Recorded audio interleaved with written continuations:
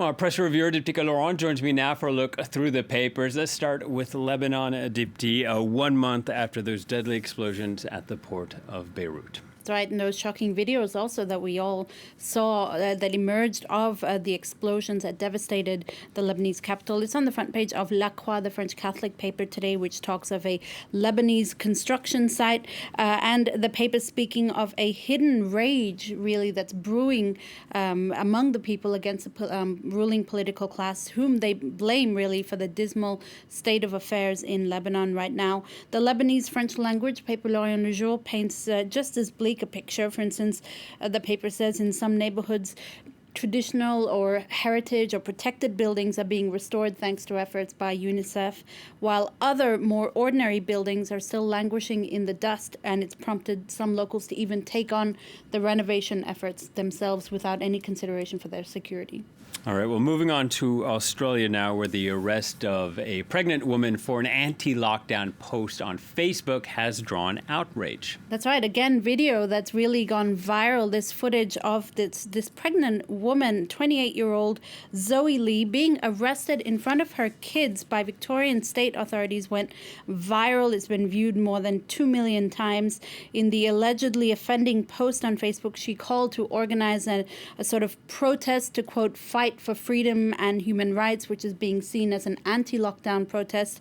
Australia has one of the strictest lockdown protocols with an international travel ban in place for months now, and those particularly in the state of Victoria under an even stricter lockdown. It's really the whole incident has sparked anger from a lot of the papers, even the conservative newspaper The Australian today, and in one of their opinion pieces the editors say that the video is a, quote, gruesome scenario most of us only know from film, and that just a few of us know from having lived under the Nazis, the Stasi, or China's national security laws. So very, very strong words coming from the conservative Rupert Murdoch-owned paper.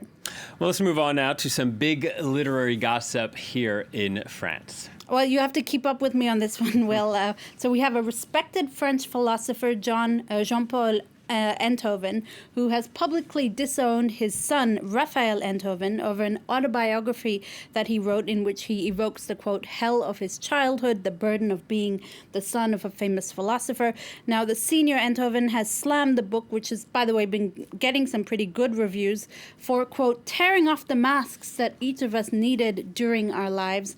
As the cut says here, it is the most Frenchest feud ever, because it's worth mentioning that Jean-Paul, the father, dated Carla Bruni before she left him for his son, Raphael, and had a child with him.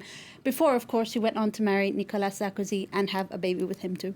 All right, well, let's transition from family feuds to family building. Finally, some good news for once, Diptyque. This concerns you and your partner as well as me and mine. That's right. But not just us humans. A baby boom, Will, is also occurring among primates. I guess we're all primates, aren't we?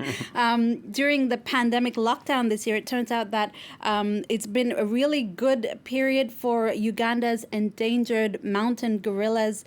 They've been busy reproducing this year. 7 new births compared to just 3 last year.